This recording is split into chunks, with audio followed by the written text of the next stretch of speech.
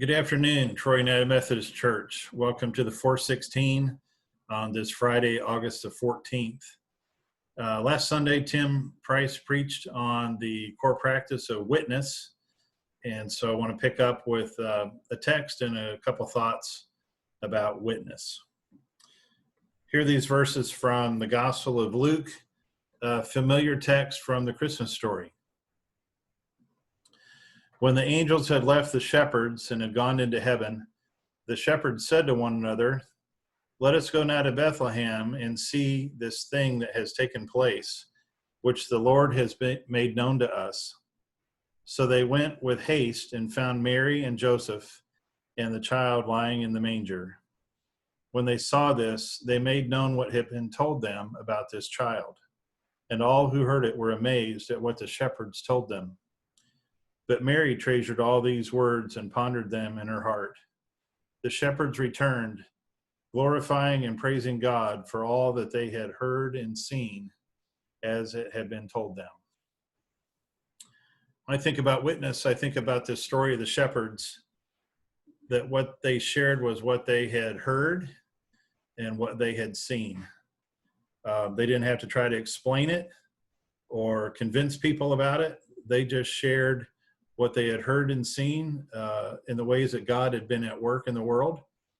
And then they gave thanks and praise to God for this gift, the gift of a new baby in a manger.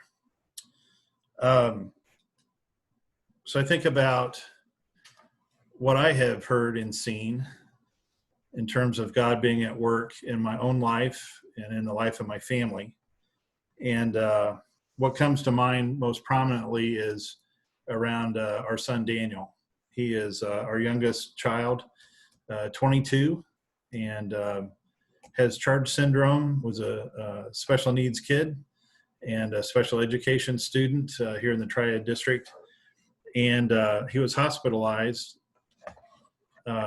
for several weeks in 2016 and for a couple months in 2017, diagnosed with catatonia, a form of dementia.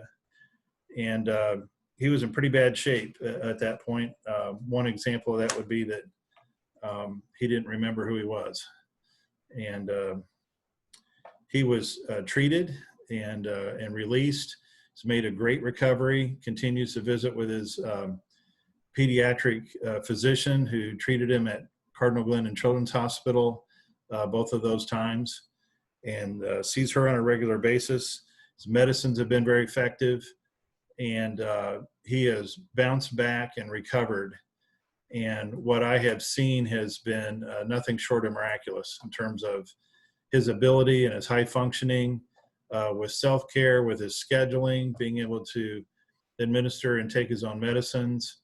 The 3+ years that he had at Triad High School beyond his senior year, where he was able to be in the co-op program, working each day on a rotation with McDonald's, running the deep fryer there, and at the hospital, at Anderson Hospital, working in the dining room, in the front of the house and in the back of the house, and working at one of the local churches here in town doing general housekeeping. So his progress has just been phenomenal. He had a great time in the 3+ years at the high school. Graduated this past spring, adapted to the COVID-19 pandemic, and was able to finish the year strong, the school year strong, and was able to apply for and received some scholarships. So Daniel has a dream of going to college, and we found an on-campus residential special education program for him.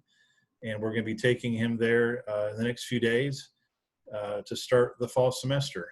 And so we're looking forward to having him up in school in the Milwaukee area.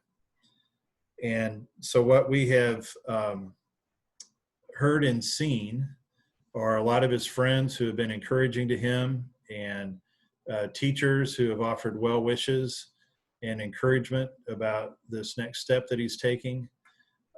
He's been able to be involved in the life of the church, in the New Life student ministry, and be involved in a lot of our mission trips and service projects. That was one of the criteria that helped him receive the Lucille Schmaltz Ministries Unlimited Community Service Scholarship for this coming year. So I have heard a lot of things. We had a drive-by honk and wave party for him. And so our neighbors came by, church members came by, family members from Indiana drove over to drive by and honk and wave, and then they drove back to Indiana.